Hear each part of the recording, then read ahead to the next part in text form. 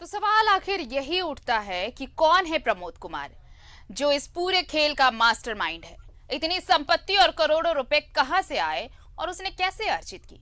धनबाद के जोड़ापोखर में स्थित प्राथमिक स्वास्थ्य केंद्र में अनुबंध पर अकाउंट प्रबंधक के तौर पर 10,000 रुपए मानदेय पाने वाला ये शख्स न जाने किस तरह से फर्जीवाड़ा कर करोड़ों रुपए कमा चुका है। आप कल्पना कीजिए कि इतने पैसों पर आज कोरोना काल में सरकार जनता को कितना फायदा पहुंचा सकती थी, लेकिन कुछ नहीं। देखिए रिपोर्ट।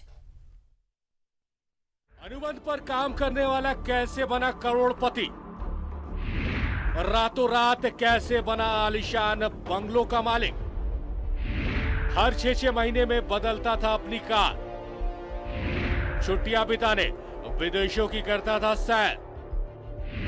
आखिर क्या था प्रमोद की आमदनी का राज?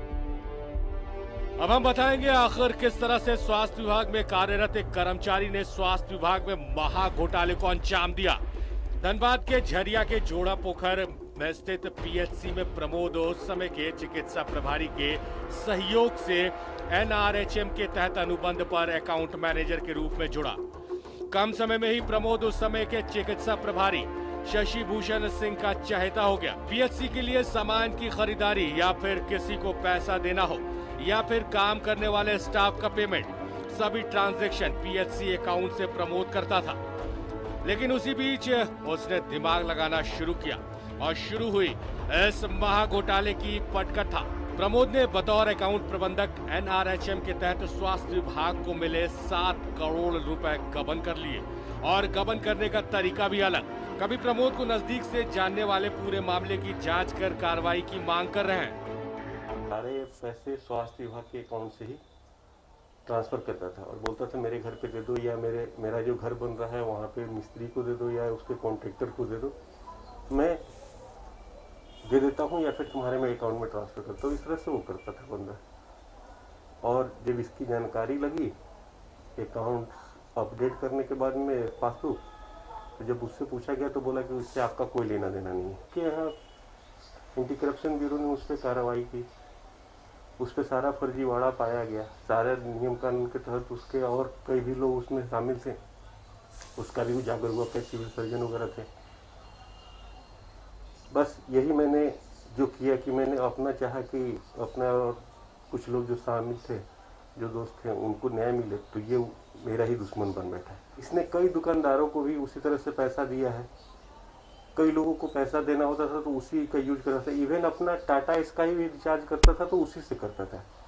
फ्लाइट का टिकट करता था तो उसी से करता था, जैसे कि वो उसका घर का अकाउंट हो गया। इंटरलाइज एसी, जो कि शायद नॉर्मल किसी घर में नहीं होगी, इसका 10,700 पेमेंट था, बाद में 17,000 पेमेंट हुआ। वो इतना कहाँ से पैसा आ सकता है? सारे लिंक्स थे, दिल्ली से लेके रांची से लेके यहाँ तक। इवन शायद ही प्रशासन में कोई जगह था जहाँ पे उसका अपना लिंक नहीं था, क्योंकि आज साफ हो गया कि पेपर में जिस तरह से निकला था, लगा था कि प्रमोद कुमार पे तुरंत कार्रवाई होगी, रोज पेपर में निकल रहा था। लेकिन प्रमोद कुमार आज की डेट में भी खुलेआम घूम रहा है, 2 हथियारों का लाइसेंस रखा है, राइफल, पिस्टल सब उसके पास है। ये घोटालेबाज के पास में सरकार द्वारा हथियार लाइसेंसी देना, ये समझ से परे। आरोपी के खिलाफ कार्रवाई करने की बात मैं करूंगा तो हो सकता है कल मेरी जान चली जाए, क्योंकि मैं पूरी तरह से इधर कुछ दिनों से डरा सहमा हूँ। मैं जान रहा हूँ कोई घटना घटित प्रमोद कुमार कितना जिम्मेदार होगा। 100% प्रमोद कुमार ही जिम्मेदार होगा, और उसके सहयोगी और उसके परिवार वाले। प्रमोद सबसे पहले ऐसे युवक से दोस्ती करता था जो उसका राजदार बन सके, हर कुछ करने में तैयार हो। कमीशन की बात कहकर वह उनका अकाउंट नंबर ले लेता था, फिर उस अकाउंट में मोटी रकम ट्रांसफर करता और फिर अपने दोस्त राजदार से रुपए का कमीशन देकर बाकी रकम वापस ले लेता था। ऐसे प्रमोद 2011 से लगातार करता रहा था। ये नहीं था कि इस बात की भनक उस समय के सिविल सर्जन अरुण कुमार सिन्हा और झरिया के चिकित्सा पदाधिकारी शशि भूषण प्रसाद सिंह को नहीं लगी थी। उन्होंने भी इस बात की जानकारी लगी तो प्रमोद उन्हें भी खुश करने लगा था। न्यूज़ 11 भारत के पास जो दस्तावेज हैं, उन दस्तावेजों में साफ तौर पर इन दोनों के अकाउंट में रुपए ट्रांसफर हुए हैं और एसीबी ने अपनी जांच में इन दोनों को आरोपी बनाया है। धनबाद से न्यूज़ 11 भारत के लिए दिलीप की रिपोर्ट।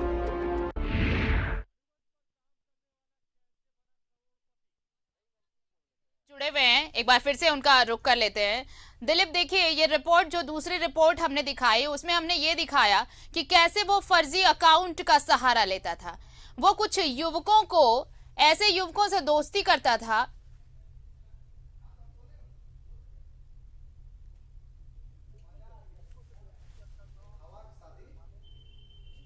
घुमाने ले जाता था, खाना पीना जो भी पार्टी शार्टी। दोस्त बनाने के बाद उनका अकाउंट नंबर लेता था, उसे प्रलोभन देता था कि भाई अगर आप अपना अकाउंट नंबर दोगे और जो बातें मैं कह रहा हूँ वो अपने तक रखना, किसी को बताना मत, अगर तुम अपना अकाउंट नंबर दे रहे हो तो इसका कमीशन भी तुम्हें मिलेगा। तो ये प्रलोभन देकर कुछ युवकों को अपने साथ जोड़ना, अपने पूरे माया जाल का हिस्सा बनाना और तब जाकर इतना बड़ा फर्जीवाड़ा करना, ये पूरी प्लानिंग के साथ की उसने। ऐसा नहीं कि बस होता गया फर्जीवाड़ा और इतने पैसे कमा लिए, नहीं, उसने एक बाकायदा एक प्लानिंग की, एक ब्लूप्रिंट तैयार किया कि कैसे उसे रातों रात करोड़पति बनना है। बिल्कुल, और इसी तरीके से उसने इस फर्जीवाड़े को अंजाम दिया है और किसी को शक नहीं हुआ। हालांकि इसी तरह के फर्जीवाड़ा से जोड़ने की कोशिश किए थे एक विनोद नामक शख्स को, और उस शख्स ने इसका विरोध किया, तब इस मामले का खुलासा हुआ। लेकिन ऐसे कई लोग इसके लिस्ट में हैं, वो आज भी है धनबाद में आराम से। हालांकि 9 लोग, प्रमोद के साथ 9 लोगों को एसीबी ने आय से अधिक संपत्ति का आरोप बनाया, लेकिन बाकी कई लिस्ट ऐसे हैं उनको अभी तक एसीबी ने टच करने की कोशिश नहीं की। उनसे पूछताछ पता नहीं किस आधार पे किया, उनके अकाउंट में किस मत पे पैसा ट्रांसफर होता था। ठीक है, 25% कमीशन की बात होती थी, तो जाहिर सी बात है अगर हमारे अकाउंट में कोई ट्रांसफर करेगा और 25% कमीशन देने की, तो इंसानियत के नाते ये सवाल जरूर उठेगा, भाई आप सरकारी विभाग के अकाउंट से मेरे अकाउंट में पैसे क्यों ट्रांसफर कर रहे हो? कल अगर जांच होगी तो वो हम फंस जाएंगे। लेकिन इस तरह से भी लोग नहीं चेते और उसके झांसे में फंसते चले गए। 25 लोगों की लिस्ट हमारे पास है, लेकिन ऐसे 100 लोगों से ज्यादा की लिस्ट अगर कोशिश करेंगे उनको भी निकालने की जिनके अकाउंट में प्रमोद ने पैसे ट्रांसफर किए, और इसी शर्त पे कि पैसे ट्रांसफर होगा 25% कमीशन उनको मिलेगा और बाकी पैसे उनको वापस करना है। तो 25% कमीशन जिनके खाते में ट्रांसफर होते थे उनको मिलते थे, बाकी पैसे प्रमोद लेते। तो जाहिर सी बात है, सोचने वाली बात है कि सरकारी विभाग, स्वास्थ्य विभाग के अकाउंट में पैसे कितने आते होंगे, कहां से पैसे आते होंगे, कौन पैसे उसमें डाल रहा था, क्यों प्रमोद वापस पैसे लेकर के उस पैसे का क्या उपयोग करता था, फिर किसे वो वापस करता था। इन तमाम बिंदुओं पे एसीबी ने जांच क्यों नहीं किया, सवाल ये उठ रहा है। इन बिंदुओं को लेकर के और कोई एजेंसी सामने क्यों नहीं आया, सवाल ये भी उठ रहा है। और सवाल इसलिए भी उठ रहा है, अगर ये सब चीजें जांच में आती तो आज आरोपी प्रमोद इतना बड़ा घोटाला को अंजाम नहीं देता। उनके साथ जो सहयोगी थे वो आज जरूर बोलते इस बात को कि हाँ वहाँ प्रमोद ने इस तरीके से काम करवाया, वो सामने नहीं आ रहे। तो कई बातें हैं और इस बिल्कुल, और इसलिए यही वजह है दिलीप की जांच एजेंसी पर भी सवाल उठ रहे हैं कि भाई ऐसी बहुत सारे लूप होल्स आपने छोड़ रखे हैं जो एक लेमन भी सवाल पूछ सकता है कि भाई आप जांच करने आए तो इन चीजों को क्यों छोड़ दिया। वो चीजें मतलब बिखरी हुई हैं, जो अगर कहें तो कड़ियां बिखरी हुई हैं, उसे जोड़ने की कोशिश ही नहीं की जा रही है और यही वजह है कि अब तक वो खुलेआम घूम रहा है। हम बातचीत करेंगे आपसे दिलीप। हमारे साथ एक और दर्शक जुड़ चुके हैं, तेनुघाट से हमारे साथ हसन अंसारी जुड़ चुके हैं, उनका कॉल ले लेते हैं। हसन जी, स्वागत है न्यूज़ 11 भारत में। ये स्वास्थ्य महाघोटाला जिसमें एक शख्स रातों रात करोड़पति बनता है, अरबों रुपए डकार लेता है, एक आम जनता बस और बस लाचार बनकर मुंह ताकती रह जाती है, क्या कुछ कहेंगे? ये मेरा ये कहना है, हेलो, हाँ, मेरा ये कहना है कि 2016 से ईडी जांच कर रही है, तो ये अभी तक फोर्जरी का केस क्यों नहीं हुआ? फोर्जरी का केस इस पर 467, 420 का होना चाहिए था। आज ये गवर्नमेंट को करना है, तो गवर्नमेंट अगर इस पर केस करती है बढ़िया से जो है तो इस पर अनुसंधान होता है, तो इसको तो बेल जो है तो नहीं होता सुप्रीम कोर्ट तक। तो ये चूंकि ईडी केस हुआ, ईडी का में जो है तो ये बेल ले लिया, ईडी केस भी अभी पूरा अनुसंधान हुआ नहीं है। लेकिन मेरा कहना है कि क्यों नहीं तुरंत फोर्जरी का केस जो है इस पर जो है किया जाता है। हाँ सर, क्या कहिएगा? अभी तो जांच चली रही है ना, जांच पहले कंप्लीट हो, उसके बाद चार्जशीट और उसके बाद फिर ये तमाम जो बातें कह रहे हैं, ये यही सवाल तो जहन में है कि भाई अब तक फौजरी का केस क्यों नहीं दर्ज किया गया है, क्यों ईडी ने अब तक संज्ञान नहीं लिया है? जब इतने अरबों की हेराफेरी हो गई है तो अब तक क्यों सब सोए हुए हैं? आखिर क्यों ये जो 10 आरोपी हैं मास्टरमाइंड प्रमोद सिंह समेत क्यों खुलेआम घूम रहे हैं? आखिर वजह क्या है, जरा बताए कोई। इसमें एफआईआर होना चाहिए। ईडी जो जांच कर रहा है ठीक है, वो जांच करेगी, लेकिन ये इसमें एफआईआर तो ये है कि अपराध जो है लग रहा है, उसके बाद एफआईआर होने से तुरंत अरेस्टिंग नहीं होता है। इसमें जो है तो एफआईआर होना एकदम जरूरी है। एफआईआर होने के बाद, जांच के बाद जो है अरेस्ट किया जाता है। इसीलिए जो है तो ये इधर पुलिस क्यों न एफआईआर करके फोर्जरी में जो है अनुसंधान शुरू करती है। मेरा यही सारे सवाल न्यूज 11 भारत भी उठा रहा है। सर बहुत शुक्रिया आपका तमाम बातचीत के लिए। तो देखिए ये सवाल सभी के जहन में है कि जब अरबों का घोटाला हो गया, जब अरबों की हेराफेरी हो गई, तो आखिर अब तक पुलिस क्या कर रही है? पुलिस ने क्यों नहीं कोई मामला दर्ज किया है? या फिर जांच एजेंसियां 2016 से, जांच एजेंसी एसीबी आप देखिए 2016 से लगी पड़ी है, लेकिन अब तक कोई सफलता हाथ नहीं लगी है। अब तक बस सफलता यही है कि आज भी मास्टरमाइंड प्रमोद खुलेआम घूम रहा है, बाकी जो 9 हैं उन पर भी कोई शिकंजा नहीं कसा गया है।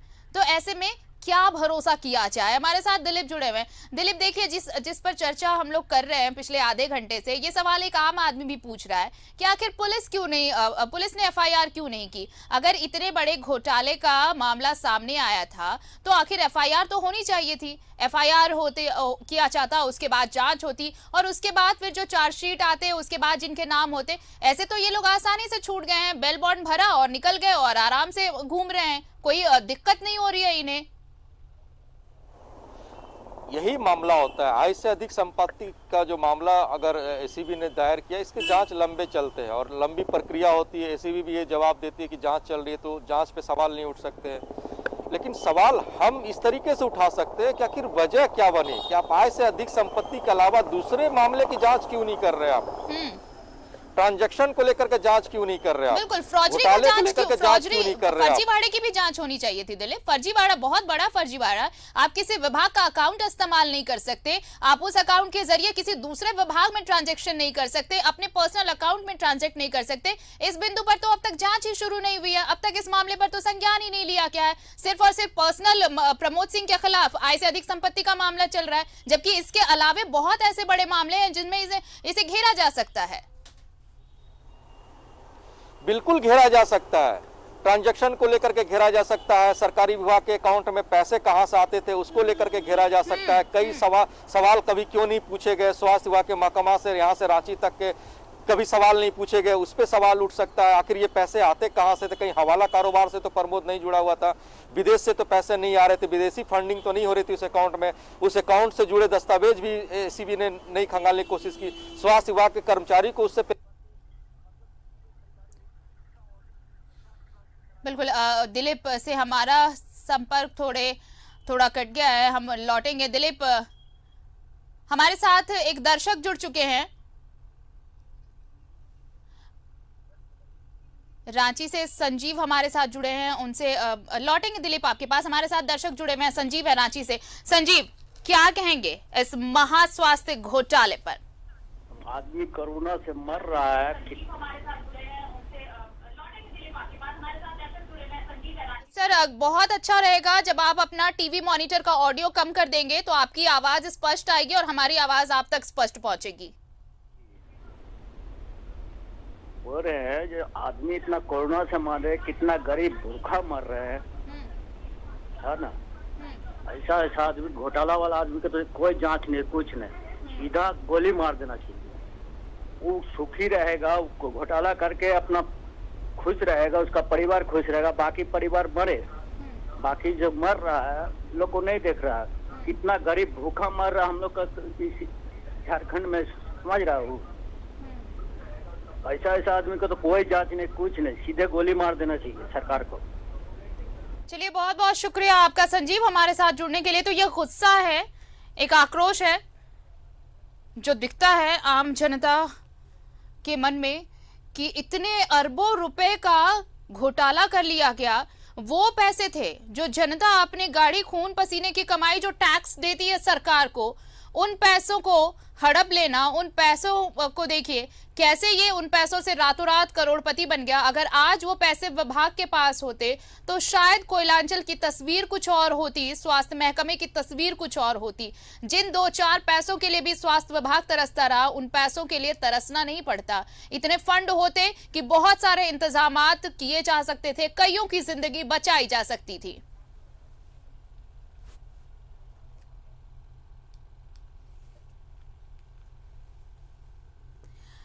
और चलिए आपको एक बार फिर से ये पूरी रिपोर्ट दिखाते हैं कि ये क्या है, ये पूरा फर्जीवाड़ा क्या है। ये एक ऐसा घोटाला या फिर एक ऐसा फर्जीवाड़ा जिसका निपटारा आज तक झारखंड की एसीबी की टीम नहीं कर पाई है। ना तो घोटाले के आरोपियों के खिलाफ कार्रवाई की है और ना ही तरीके से जांच हो पाई है। अगर सही तरीके से जांच होती तो स्वास्थ्य विभाग का ऐसा घोटाला उजागर होता, यानी जो शायद चारा घोटाला को मात दे देता, यानी ये इतना बड़ा घोटाला होता। हम रिपोर्ट आपको दिखाते हैं, लेकिन उससे पहले हमारे साथ एक दर्शक जुड़ रहे हैं। पहले दर्शक से बात कर लेते हैं, क्या कुछ कह रहे हैं, क्योंकि हम राय भी ले रहे हैं अपने दर्शकों की। क्या है उनकी राय?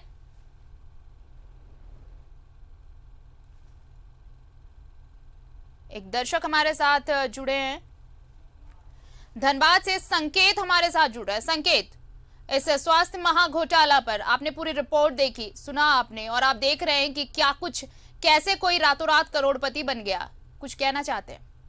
देखिए, ये जब मामला बाहर उजागर हुआ था धनबाद में, तो उस समय भी धनबाद की जनता ने इस मामले पर नजर रखी थी, चाहे वो आम हो चाहे वो खास तबका हो। सबको एक उम्मीद थी कि इस पर बड़ी से बड़ी कार्रवाई होगी। और जिस 10 आरोपी को बनाया गया है, क्या ऐसा लगता है कि आपको ये 10 आरोपी ही धनबाद जिले से इसमें आरोपी है? क्या ऐसा नहीं है कि इसमें उस समय की तात्कालिक सरकार और प्रशासन से जुड़े हुए लोग या राज्य सरकार के मुखिया तक का इसमें गर्दन फंसने की उम्मीद हो? और जब इतना बड़ा करोड़ों अरबों रुपए का घोटाला है, तो ये सिर्फ एसीबी और इन लोगों के भरोसे क्यों छोड़ दिया गया? आज तक सीबीआई जांच क्यों नहीं किया गया इसमें? और सिर्फ मामला यही नहीं है, आप पूरे राज्य का, जब से हमारा झारखंड राज्य बना है, आप पूरे राज्य के हर जिले के स्वास्थ्य से जुड़े संबंधित जितने भी मेडिकल कॉलेजेस हैं या सिविल सर्जन के कार्यालय हैं या जो भी फंडिंग आता है, आप उसकी जांच करा लीजिए। आज तक हजारों अरब रुपए से घोटाला बाहर उजागर होगा, चाहे धनबाद का एसएनसीएच मेडिकल कॉलेज हो, चाहे वो पलामू हो, गढ़वा हो, चाहे आपका रांची रिम्स हो, चाहे जमशेदपुर हो। इस चीज में क्योंकि पैसे तो आते हैं हर साल, लेकिन ये पैसे जाते कहाँ हैं? क्योंकि स्वास्थ्य में कोई बदलाव तो हुआ नहीं, मिलता क्या है? आपको एक बात मैं छोटा सा उदाहरण देना चाहूंगा।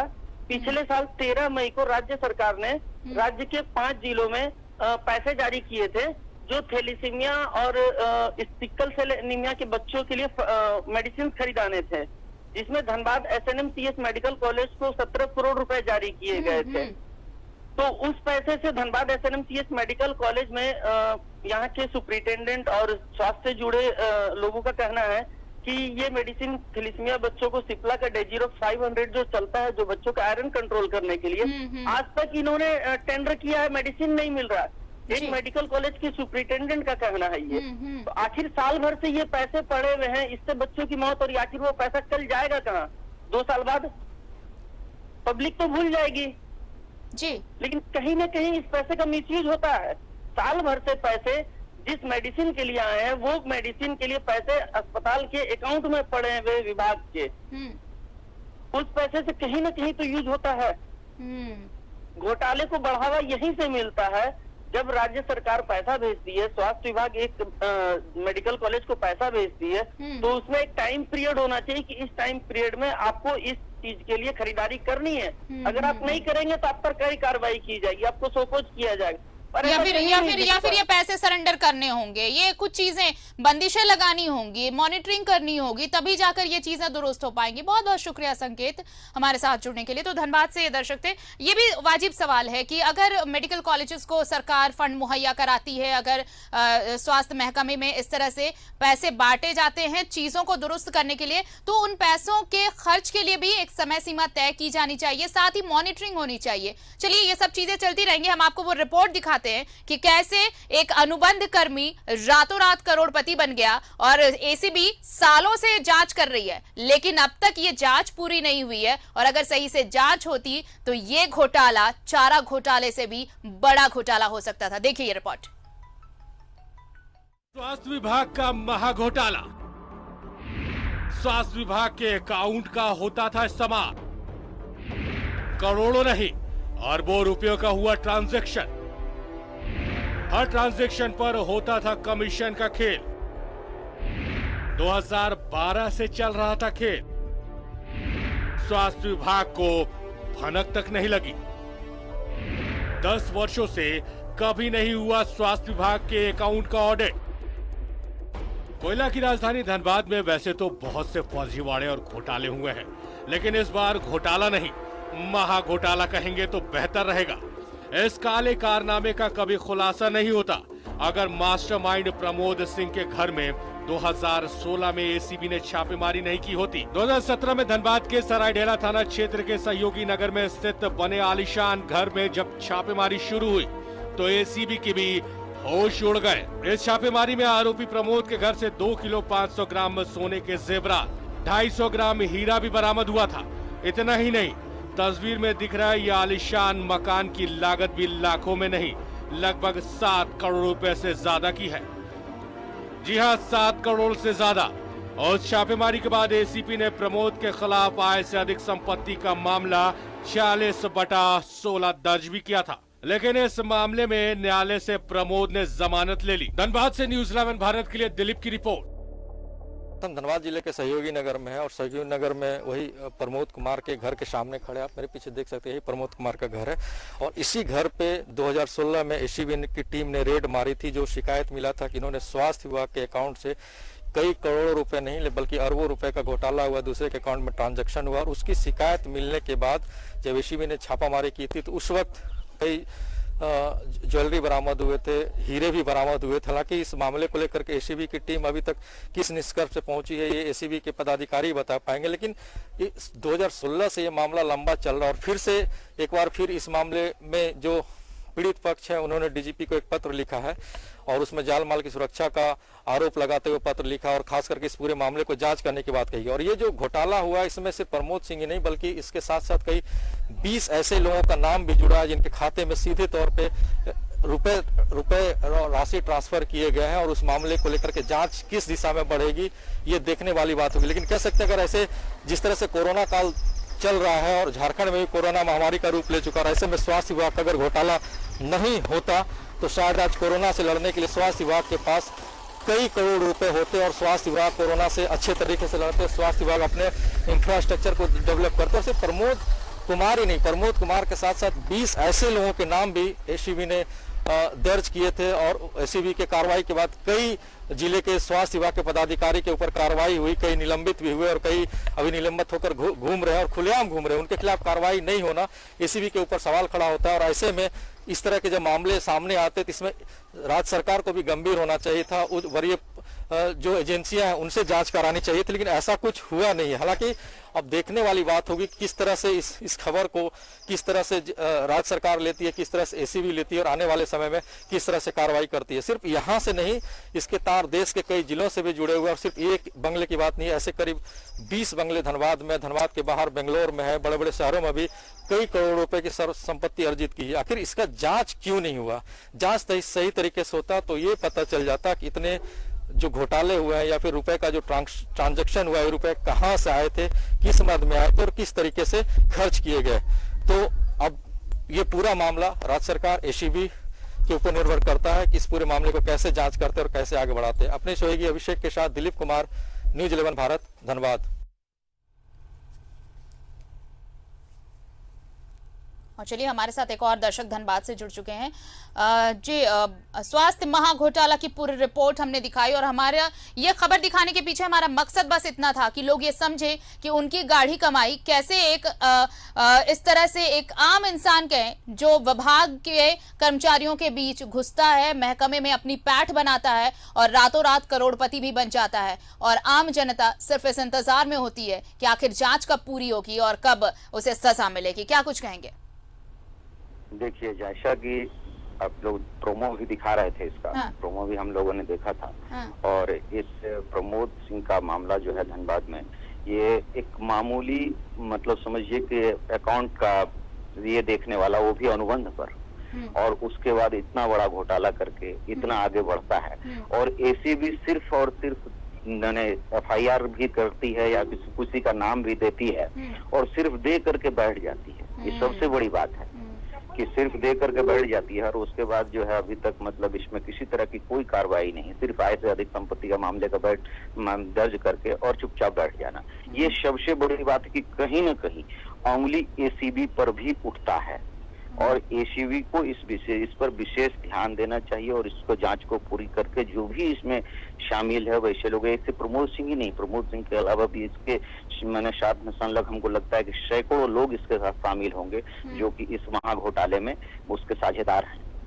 और निश्चित रूप से कम ना मुझे तो लगता है कहीं एसीबी भी कहीं इसके जद में तो नहीं आ गया है, प्रमोद सिंह के इन्फ्लुएंस के जद में। चलिए, तो अभी ये तो जांच के बाद ही पता चलेगा। बहुत शुक्रिया हमारे साथ जुड़ने के लिए।